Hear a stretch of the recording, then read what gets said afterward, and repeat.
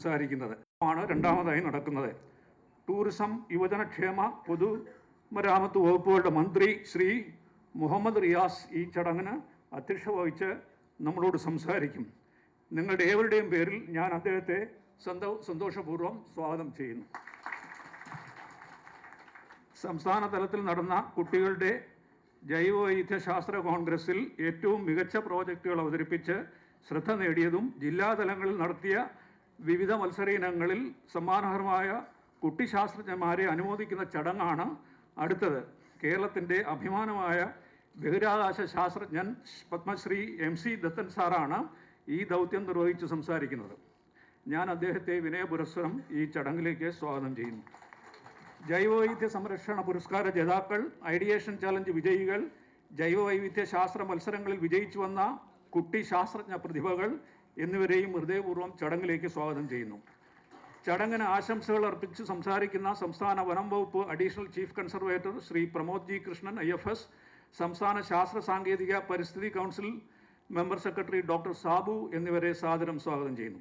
ചടങ്ങിന് നന്ദി അർപ്പിക്കുന്നത് കേരള സംസ്ഥാന ജൈവവൈവിധ്യ ബോർഡ് മെമ്പർ സെക്രട്ടറി ഡോക്ടർ ബാലകൃഷ്ണനാണ്. അദ്ദേഹത്തെ വളരെ സന്തോഷത്തോടെ ഈ വേദിയിലേക്ക് സ്വാഗതം ചെയ്യുന്നു. ഈ ചടങ്ങിന് സാക്ഷ്യം വഹിക്കുന്ന ഇന്ന് രാവിലെ മുതൽ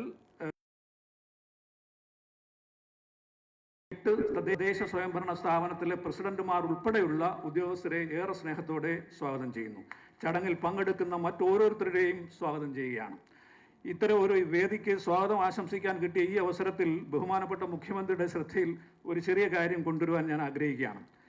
മാലിന്യമുക്തം നവകേരളം എന്ന വളരെ ശ്രദ്ധേയമായ ക്യാമ്പയിൻ മാതൃകയിൽ ജൈവവൈവിധ്യ സംരക്ഷണത്തിനായി തദ്ദേശ സ്വയംഭരണ സ്ഥാപനങ്ങളുടെ നേതൃത്വത്തിൽ ഒരു വർഷക്കാലം നീണ്ട ഒരു ക്യാമ്പയിന് നമ്മൾ തുടക്കം കുറിക്കുന്നത് നന്നായിരിക്കും. കേരളത്തിലെ എല്ലാ സ്വയംഭരണ സ്ഥാപനങ്ങളിലും ജൈവവൈവിധ്യ പരിപാലന സമിതികൾ പ്രവർത്തിക്കുന്ന ഇന്ത്യയിലെ ഏക സംസ്ഥാനം നമ്മുടെ കേരളമാണെന്ന കാര്യം അങ്ങേ ഞാൻ അഭിമാനപൂർവ്വം അറിയിക്കുകയാണ്. ഈ ശക്തി ജൈവസമർത്ഥം സുസ്ഥിര കേരളം എന്ന ലക്ഷ്യസാക്ഷാത്കാരത്തിനായി നമുക്ക് ഉപയോഗപ്പെടുത്തുവാൻ കഴിയും.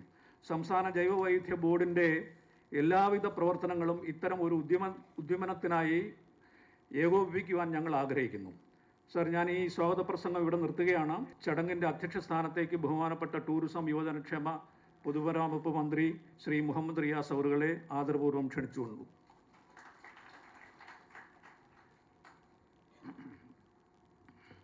ബഹുമാന്യരെ, പ്രിയപ്പെട്ടവരെ, ഈ പരിപാടിയുടെ ഉദ്ഘാടനം നിർവഹിക്കുവാനും ജൈവ വൈവിധ്യ സംരക്ഷണ പുരസ്കാര വിതരണം നടത്തുവാനും കേരളത്തിൻ്റെ ബഹുമാനപ്പെട്ട മുഖ്യമന്ത്രി ശ്രീ പിണറായി വിജയനെ ക്ഷണിക്കുകയാണ്.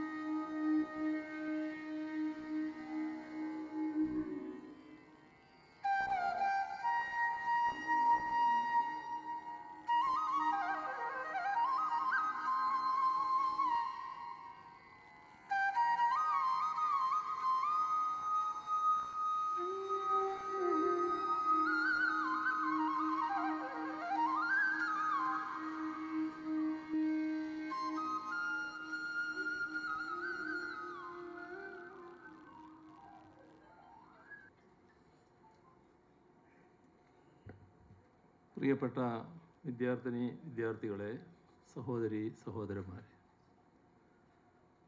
സംസ്ഥാന ജൈവവൈവിധ്യ ബോർഡിൻ്റെ ആഭിമുഖ്യത്തിൽ ഏറെ പ്രസക്തമായ ഒരു ചടങ്ങാണ് ഇവിടെ സംഘടിപ്പിച്ചിട്ടുള്ളത്. ഇതിൽ 2 പരിപാടികളാണ് പ്രധാനമായും ഉൾപ്പെടുന്നത്.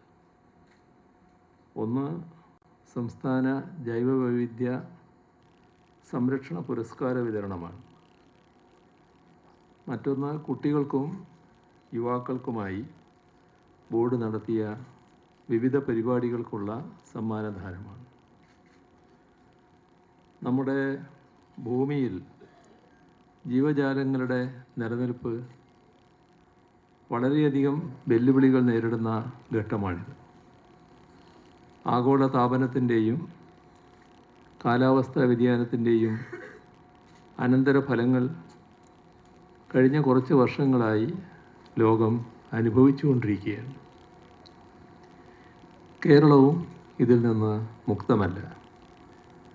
അമിത വർഷപാതം, കുറഞ്ഞ സമയത്തിനുള്ളിലെ അതിതീവ്ര മഴ, അതിൻ്റെ ഫലമായി സംഭവിക്കുന്ന പ്രളയം, ഉരുൾപൊട്ടൽ, ഇതെല്ലാം നമുക്ക് അറിവുള്ളതാണ്. കേരളത്തിൻ്റെ സ്ഥലപരിമിതിയും ഉയർന്ന ജനസാന്ദ്രതയും നമ്മുടെ ഭൂപ്രദേശത്തിൻ്റെ പ്രത്യേകതയും ഇത്തരം ദുരന്തങ്ങളുടെ ആഘാതം വർദ്ധിപ്പിക്കുന്നുമുണ്ട്. ഇത്തരം ദുരന്തങ്ങൾ മനുഷ്യൻ്റെ ജീവനും സ്വത്തിനും കനത്ത നാശമുണ്ടാക്കുക മാത്രമല്ല ചെയ്യുന്നത്, ദുരന്തഭൂമികളിലെ ആവാസ വ്യവസ്ഥ ഏതാണ്ട് പൂർണ്ണമായും തകർക്കുക കൂടി ചെയ്യുന്നു. മഹാപ്രളയ സമയത്തും ഇപ്പോൾ ഉണ്ടക്കൈ ചൂരൽമല ദുരന്തത്തിലും നാം ഇത് കണ്ടതാണ്. പ്രകൃതിയുടെ ഹരിതാപവും ആരോഗ്യവും നിലനിർത്തുന്നതിനും പരിസ്ഥിതി സംരക്ഷണം എത്രമാത്രം പ്രധാനപ്പെട്ടതാണെന്നാണ് ഇതെല്ലാം നമുക്ക് കാട്ടിത്തരുന്നത്. നമ്മുടെ രാജ്യത്തെ മൊത്തമായി എടുത്താൽ ഇന്ത്യയുടെ വിസ്തൃതിയിൽ വെറും 1.18% വരുന്ന സംസ്ഥാനമാണ് കേരളം. പക്ഷേ രാജ്യത്തിൻ്റെ ജൈവസമ്പത്തിൻ്റെ 25%-ലേറെയാണ് ഈ 1.18% വരുന്ന സംസ്ഥാനത്തുള്ളത്. ചില ജീവിവർഗങ്ങളുടെ കാര്യമെടുത്താൽ അവയുടെ 80%-ഓളം നമ്മുടെ കേരളത്തിലാണ്. ചിലയിനം തവളവർഗ്ഗങ്ങൾ അത്തരത്തിലുള്ളവയാണ്. ഇതിൽ പാതാളത്തവള കേരളത്തിൻ്റെ തനതിനം ജീവിവർഗമാണ്. ഇങ്ങനെ ഒട്ടേറെ പ്രത്യേകതകളുള്ള ജൈവ വൈവിധ്യ മേഖലയാണ് കേരളം. അതുകൊണ്ട് തന്നെ നമ്മുടെ പരിസ്ഥിതി ജൈവവൈവിധ്യ സംരക്ഷണം മുൻനിർത്തിയുള്ള വികസന കാഴ്ചപ്പാടാണ് സർക്കാർ നടപ്പാക്കി വരുന്നത്. സുസ്ഥിര വികസന ലക്ഷ്യങ്ങളിലെ ഒട്ടുമിക്ക ഘടകങ്ങളും യാഥാർത്ഥ്യമാക്കിയ സംസ്ഥാനമാണ് നമ്മുടെ. ആ നിലയിൽ കേരളം രാജ്യത്തിന് മാതൃകയാണ്. എന്നാൽ ജൈവവൈവിധ്യ പരിസ്ഥിതി സംരക്ഷണ കാര്യത്തിൽ നമ്മുടെ പൊതുസമൂഹം അത് വേണ്ട തോതിൽ ഉൾക്കൊണ്ടിട്ടുണ്ടോ എന്നത് പരിശോധിക്കേണ്ട കാര്യമാണ്. പരിസ്ഥിതി സംരക്ഷണ പദ്ധതികളുടെയോ ബോധവൽക്കരണത്തിൻ്റെയോ അഭാവമല്ല, മറിച്ച് മനോഭാവത്തിൽ മാറ്റം വരാത്തതാണ് പ്രശ്നം. അതിൽ നാം ആദ്യം അംഗീകരിക്കേണ്ടത് ഈ ഭൂമി നമുക്ക് മാത്രമുള്ളതല്ല, വരും തലമുറകൾക്ക് കൂടി അവകാശപ്പെട്ടതാണ്. ഈ ചിന്ത നമ്മളിൽ എല്ലാവരിലും ഉണ്ടാവണം. ആ ബോധ്യത്തിൻ്റെ അടിസ്ഥാനത്തിൽ നമ്മൾ ഈ ഭൂമിയുടെയും ഇതിലെ പ്രകൃതിയുടെയും ഉടമസ്ഥരല്ല, മറിച്ച് പരിചാരകരാണ് എന്ന ചിന്തയോടെ പ്രവർത്തിക്കാൻ കഴിയണം. അപ്പോൾ സ്വാഭാവികമായും കാര്യങ്ങൾ മെച്ചപ്പെടും. മനുഷ്യ ചരിത്രത്തിൽ മുൻപില്ലാത്ത വിധത്തിൽ ജൈവവൈവിധ്യം ആഗോള വ്യാപകമായി നാശോന്മുഖമായി കൊണ്ടിരിക്കുകയാണ്. ഇതാണ് inter government inter governmental science policy platform on ബയോഡൈവേഴ്സിറ്റിയുടെ റിപ്പോർട്ടിൽ എടുത്തു പറയുന്നത്. അതിൻ്റെ അടിസ്ഥാനത്തിലാണ് ഗ്ലോബൽ ബയോഡൈവേഴ്സിറ്റി ഫ്രെയിംവർക്ക് രൂപപ്പെടുത്തിയിട്ടുള്ളത്. സാമൂഹിക പിന്തുണയോടുകൂടി ജൈവ വൈവിധ്യ സംരക്ഷണം ഉറപ്പാക്കുന്നതിന് ദേശീയ പ്രാദേശിക സർക്കാരുകൾ നടത്തേണ്ടുന്ന അടിയന്തര ഇടപെടലുകളാണ് ഇതിലുള്ളത്. ഇതിനനുസൃതമായി ദേശീയ ജൈവ വൈവിധ്യ ലക്ഷ്യങ്ങളിലും ജൈവ വൈവിധ്യ ആസൂത്രണ കർമ്മപദ്ധതിയിലും ഭേദഗതി വരുത്തിയിട്ടുണ്ട്. അതുപ്രകാരമുള്ള കർമ്മപദ്ധതിയാണ് സംസ്ഥാന ജൈവവൈവിധ്യ ബോർഡ് തയ്യാറാക്കിയിട്ടുള്ളത്.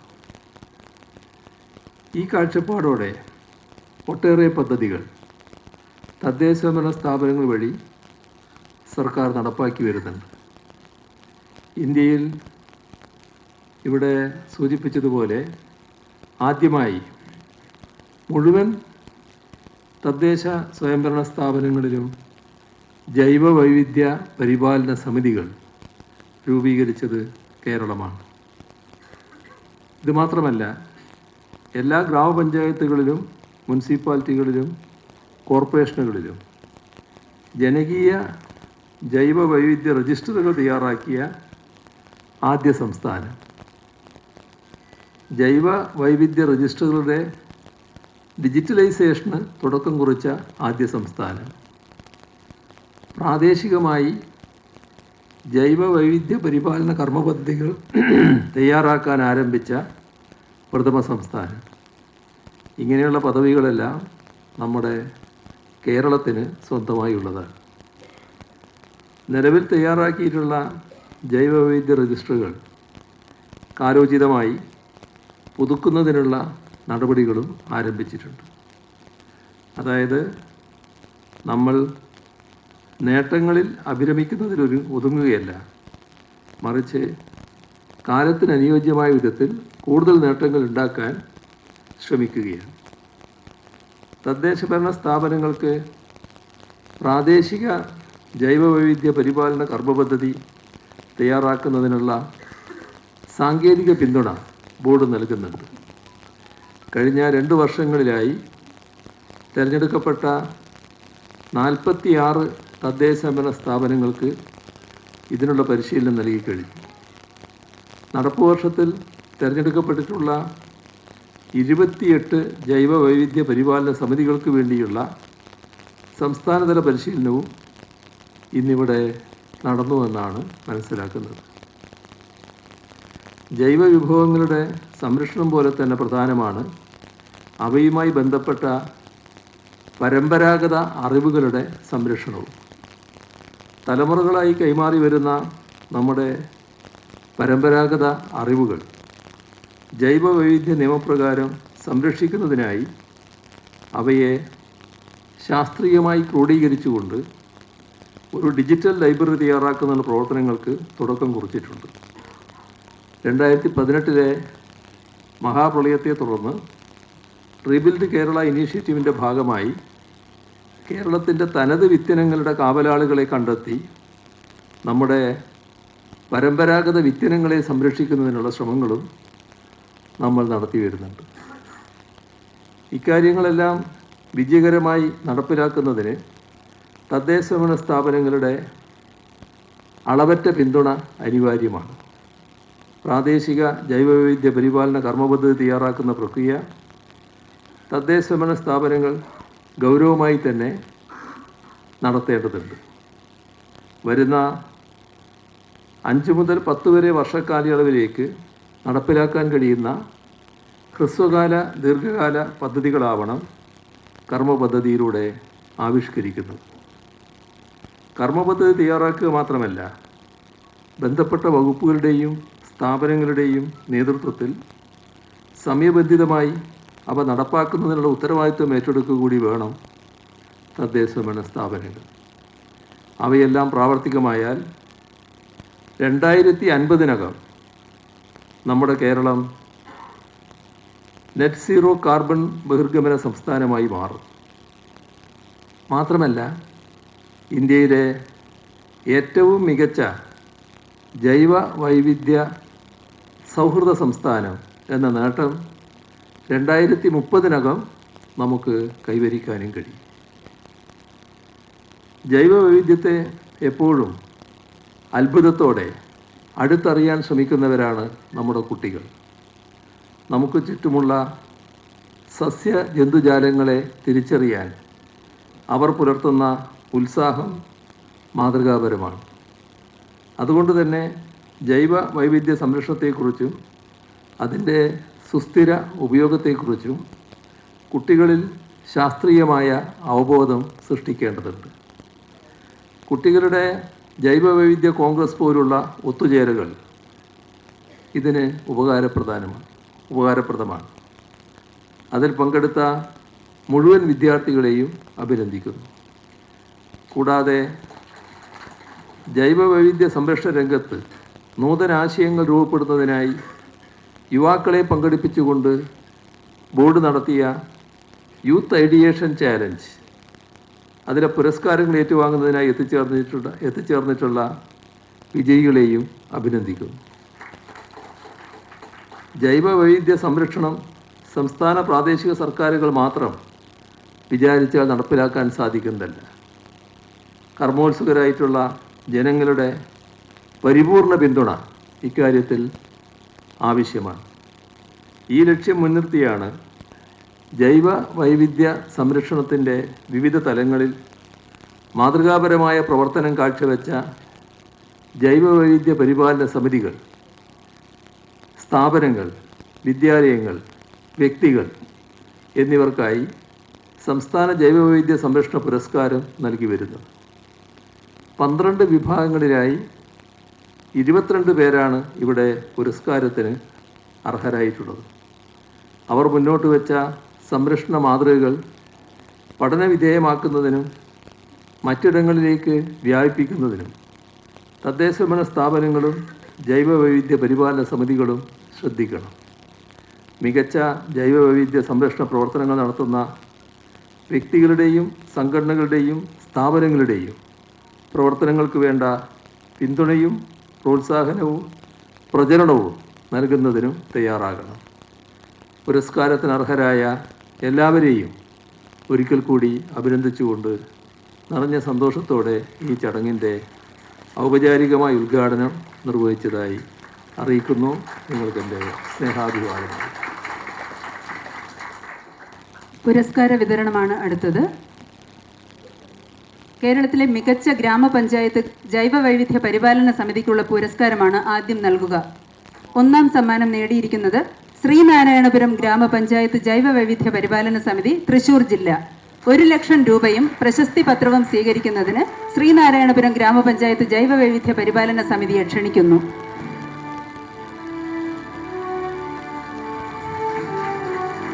രണ്ടാം സമ്മാനം കടലുണ്ടി ഗ്രാമപഞ്ചായത്ത് ജൈവ വൈവിധ്യ പരിപാലന സമിതി, കോഴിക്കോട് ജില്ല.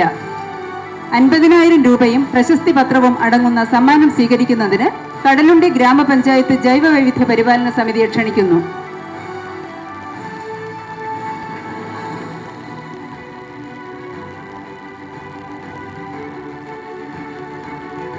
സർക്കാർ സഹകരണ പൊതുമേഖലാ വിഭാഗത്തിലെ മികച്ച ജൈവ വൈവിധ്യ സംരക്ഷണ സ്ഥാപനത്തിനുള്ള അവാർഡ് കണ്ണൂർ സർവകലാശാലയും കേരള സർവകലാശാലയും പങ്കിടുന്നു.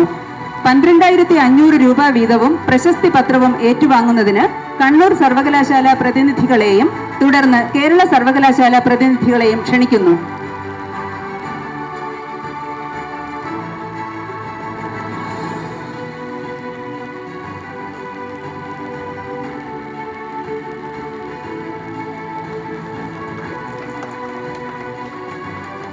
അടുത്തത് മികച്ച കാവ് സംരക്ഷണ പുരസ്കാരമാണ്. എറണാകുളം ജില്ലയിലെ പൊന്നംകുടം കാവ് ആണ് അർഹമായിരിക്കുന്നത്. 50,000 രൂപയും പ്രശസ്തി പത്രവും ഏറ്റുവാങ്ങുന്നതിന് പൊന്നംകുടം കാവ് പ്രതിനിധികളെ സാദരം ക്ഷണിക്കുന്നു.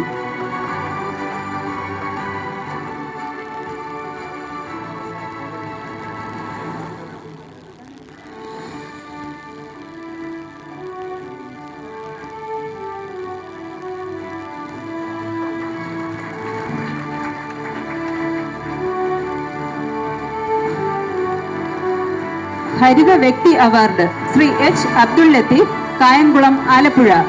50,000 രൂപയും പ്രശസ്തി പത്രവും അടങ്ങുന്ന അവാർഡ് ഏറ്റുവാങ്ങുവാൻ ശ്രീ എച്ച് അബ്ദുൾ ലത്തീഫിനെ ആദരവോടെ ക്ഷണിക്കുന്നു.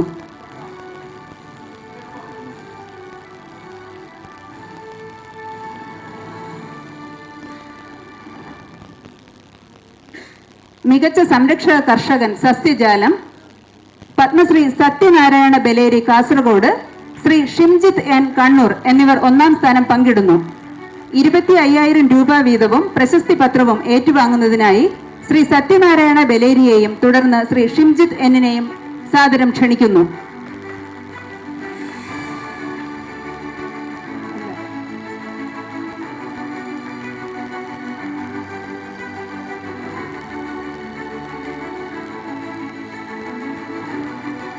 മികച്ച സംരക്ഷക കർഷക അവാർഡ് സസ്യജാലം ശ്രീമതി പരപ്പി എ, വിതുര, തിരുവനന്തപുരം, ശ്രീമതി കെ ജയശ്രീ, കണിയാമ്പറ്റ, വയനാട് എന്നിവർ അവാർഡ് പങ്കിടുന്നു. 25,000 രൂപ വീതവും പ്രശസ്തി പത്രവും ഏറ്റുവാങ്ങുന്നതിന് ശ്രീമതി പരപ്പിയെയും തുടർന്ന് ശ്രീമതി കെ ജയശ്രീയെയും ക്ഷണിക്കുന്നു.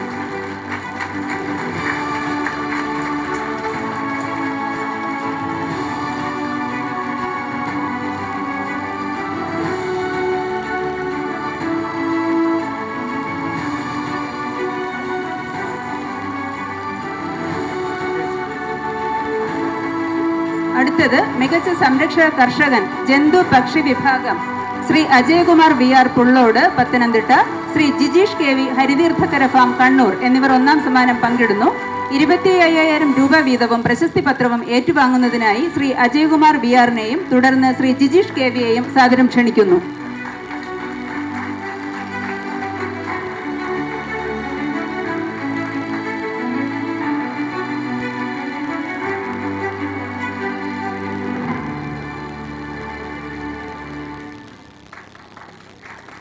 മികച്ച ജൈവ വൈവിധ്യ സ്കൂൾ GLPS, മടവൂർ, തിരുവനന്തപുരം ജില്ല. 25,000 രൂപയും പ്രശസ്തി പത്രവും ഏറ്റുവാങ്ങുന്നതിനായി സ്കൂൾ പ്രതിനിധികളെ ക്ഷണിക്കുന്നു.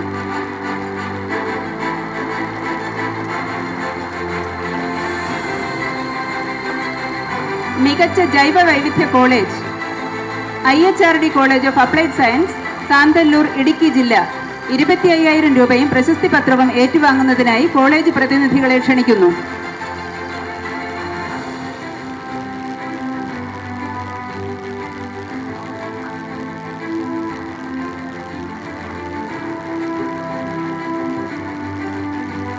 ജൈവ വൈവിധ്യ പത്രപ്രവർത്തക അവാർഡ് അച്ചടി മാധ്യമം ശ്രീമതി നവമി സുധീഷ്, പട്ടത്താനം, കൊല്ലം.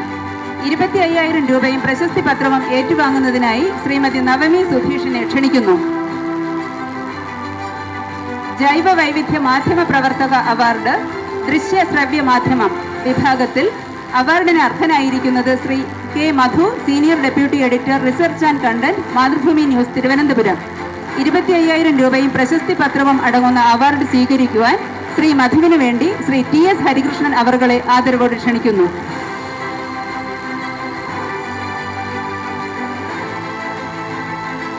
മികച്ച ജൈവ വൈവിധ്യ സംരക്ഷണ സ്ഥാപനം സ്വകാര്യ മേഖല Tata consultancy services, techno park campus, Thiruvananthapuram. 25,000 രൂപയും പ്രശസ്തി പത്രവും ഏറ്റുവാങ്ങുന്നതിനായി പ്രതിനിധികളെ ആദരവോടെ ക്ഷണിക്കുന്നു.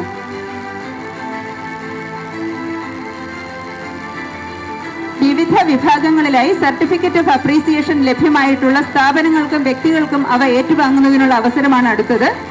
മികച്ച ജൈവ വൈവിധ്യ college TK Madhava memorial college, Harippad, ആലപ്പുഴയും നിർമ്മലഗിരി കോളേജ്, കൂത്തുപറമ്പ്, കണ്ണൂർ.